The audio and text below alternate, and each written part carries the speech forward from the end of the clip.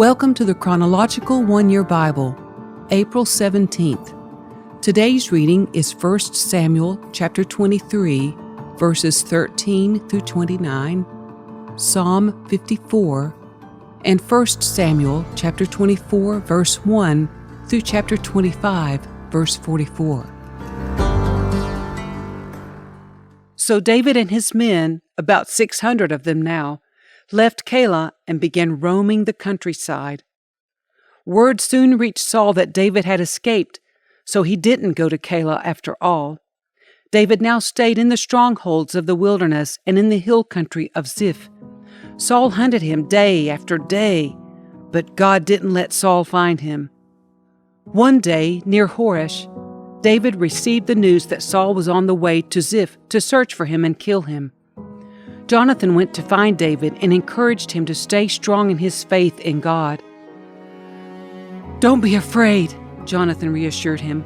"My father will never find you. You are going to be the king of Israel, and I will be next to you, as my father Saul is well aware." So the two of them renewed their solemn pact before the Lord. Then Jonathan returned home, while David stayed at Horesh. But now the men of Ziph went to Saul in Gibeah and betrayed David to him. "We know where David is hiding," they said. "He is in the strongholds of Horesh, on the hill of Hickory, which is in the southern part of Jeshimon. Come down whenever you're ready, O king, and we will catch him and hand him over to you." "The Lord bless you," Saul said. "At last someone is concerned about me. Go and check again to be sure of where he is staying, and who has seen him there, for I know that he is very crafty. Discover his hiding places and come back when you're sure. Then I'll go with you, and if he is in the area at all, I'll track him down, even if I have to search every hiding place in Judah." So the men of Ziph returned home ahead of Saul. Meanwhile, David and his men had moved into the wilderness of Maon, in the Arabah Valley south of Jeshimon. When David heard that Saul and his men were searching for him, he went even farther into the wilderness to the great rock, and he remained there in the wilderness of Maon, but Saul kept after him in the wilderness. Saul and David were now opposite sides of a mountain. Just as Saul and his men began to close in on David and his men, an urgent message reached Saul that the Philistines were raiding Israel again. So Saul quit chasing David and returned to fight the Philistines. Ever since that time, the place where David was camped has been called the Rock of Escape. David then went to live in the strongholds of En-gedi.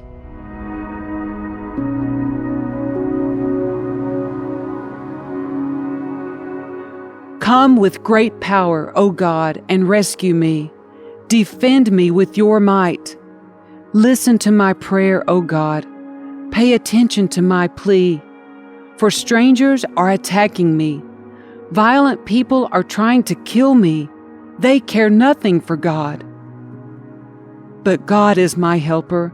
The Lord keeps me alive. May the evil plans of my enemies be turned against them. Do as you promised and put an end to them. I will sacrifice a voluntary offering to you. I will praise your name, O Lord, for it is good. For you have rescued me from my troubles and helped me to triumph over my enemies. After Saul returned from fighting the Philistines, he was told that David had gone into the wilderness of En-gedi. So Saul chose 3,000 elite troops from all Israel and went to search for David and his men near the rocks of the wild goats. At the place where the road passes some sheepfolds, Saul went into a cave to relieve himself. But as it happened, David and his men were hiding farther back in that very cave. "Now's your opportunity," David's men whispered to him. "Today the Lord is telling you, I will certainly put your enemy into your power, to do with as you wish." So David crept forward and cut off a piece of the hem of Saul's robe. But then David's conscience began bothering him because he had cut Saul's robe. He said to his men, "The Lord forbid that I should do this to my lord the king. I shouldn't attack the Lord's anointed one, for the Lord himself has chosen him." So David restrained his men and did not let them kill Saul. After Saul had left the cave and gone on his way, David came out and shouted after him, "My lord the king!" And when Saul looked around, David bowed low before him. Then he shouted to Saul, "Why do you listen to the people who say I'm trying to harm you? This very day you can see with your own eyes it isn't true, for the Lord placed you at my mercy back there in the cave. Some of my men told me to kill you, but I spared you, for I said, I will never harm the king. He is the Lord's anointed one. Look, my father, at what I have in my hand. It is a piece of the hem of your robe. I cut it off, but I didn't kill you. This proves that I am not trying to harm you and that I have not sinned against you, even though you have been hunting for me to kill me. May the Lord judge between us. Perhaps the Lord will punish you for what you're trying to do to me, but I will never harm you. As that old proverb says, from evil people come evil deeds. So you can be sure I will never harm you. Who is the king of Israel trying to catch anyway? Should he spend his time chasing one who is as worthless as a dead dog or a single flea? May the Lord therefore judge which of us is right and punish the guilty one. He is my advocate, and he will rescue me from your power."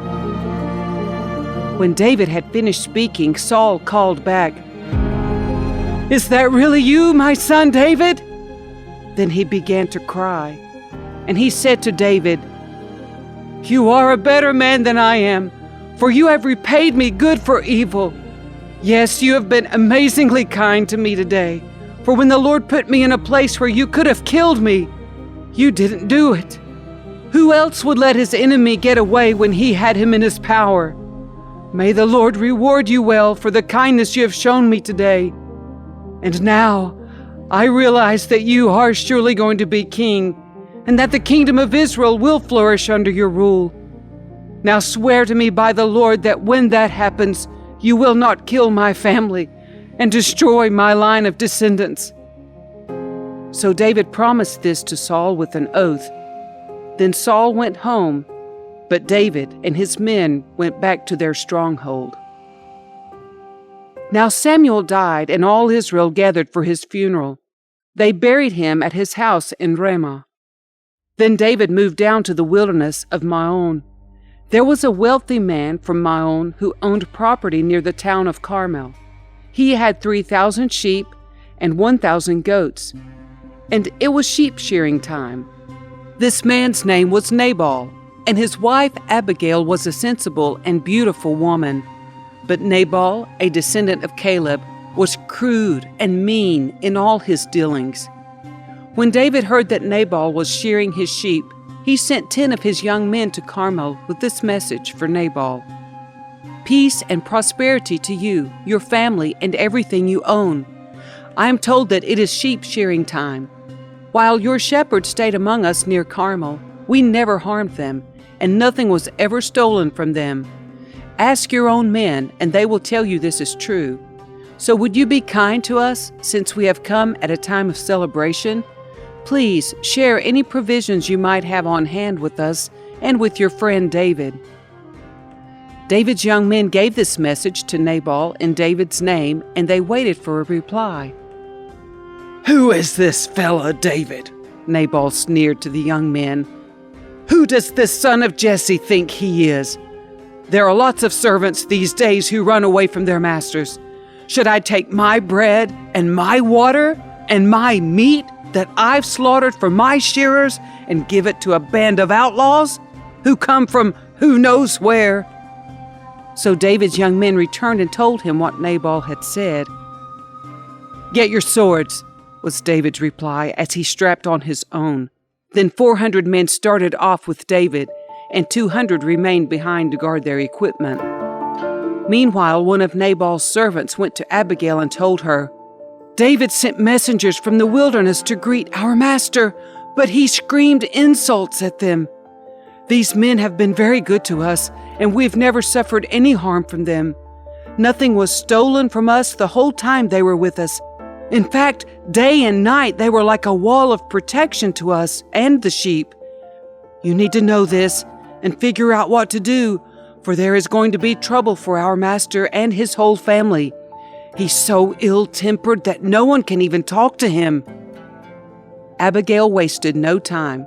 She quickly gathered 200 loaves of bread, 2 wineskins full of wine, 5 sheep that had been slaughtered, nearly a bushel of roasted grain, 100 clusters of raisins, and 200 fig cakes. She packed them on donkeys and said to her servants, "Go on ahead. I will follow you shortly." But she didn't tell her husband Nabal what she was doing. As she was riding her donkey into a mountain ravine, she saw David and his men coming toward her. David had just been saying, "A lot of good it did to help this fellow. We protected his flocks in the wilderness, and nothing he owned was lost or stolen. But he has repaid me evil for good. May God strike me and kill me if even one man of his household is still alive tomorrow morning." When Abigail saw David, she quickly got off her donkey and bowed low before him. She fell at his feet and said, "I accept all blame in this matter, my lord. Please listen to what I have to say. I know Nabal is a wicked and ill-tempered man. Please don't pay any attention to him. He is a fool, just as his name suggests, but I never even saw the young men you sent. Now, my lord, as surely as the Lord lives, and you yourself live, since the Lord has kept you from murdering and taking vengeance into your own hands, let all your enemies and those who try to harm you be as cursed as Nabal is. And here is a present that I, your servant, have brought to you and your young men. Please forgive me if I have offended you in any way. The Lord will surely reward you with a lasting dynasty, for you are fighting the Lord's battles, and you have not done wrong throughout your entire life. Even when you are chased by those who seek to kill you, your life is safe in the care of the Lord your God, secure in his treasure pouch. But the lives of your enemies will disappear like stones shot from a sling. When the Lord has done all he promised and has made you leader of Israel, don't let this be a blemish on your record. Then your conscience won't have to bear the staggering burden of needless bloodshed and vengeance. And when the Lord has done these great things for you, please remember me, your servant." David replied to Abigail, "Praise the Lord, the God of Israel, who has sent you to meet me today. Thank God for your good sense. Bless you for keeping me from murder and from carrying out vengeance with my own hands. For I swear by the Lord, the God of Israel, who has kept me from hurting you, that if you had not hurried out to meet me, not one of Nabal's men would still be alive tomorrow morning." Then David accepted her present and told her, "Return home in peace. I have heard what you said. We will not kill your husband." When Abigail arrived home, she found that Nabal was throwing a big party and was celebrating like a king. He was very drunk, so she didn't tell him anything about her meeting with David until dawn the next day. In the morning, when Nabal was sober, his wife told him what had happened. As a result, he had a stroke, and he lay paralyzed on his bed like a stone. About 10 days later, the Lord struck him, and he died. When David heard that Nabal was dead, he said, "Praise the Lord, who has avenged the insult I received from Nabal, and has kept me from doing it myself. Nabal has received the punishment for his sin." Then David sent messengers to Abigail to ask her to become his wife. When the messengers arrived at Carmel, they told Abigail, "David has sent us to take you back to marry him." She bowed low to the ground and responded, "I, your servant, would be happy to marry David. I would even be willing to become a slave, washing the feet of his servants." Quickly getting ready, she took along 5 of her servant girls as attendants, mounted her donkey, and went with David's messengers. And so she became his wife. David also married Ahinoam from Jezreel, making both of them his wives. Saul, meanwhile, had given his daughter Michal, David's wife, to a man from Galim named Palti, son of Laish.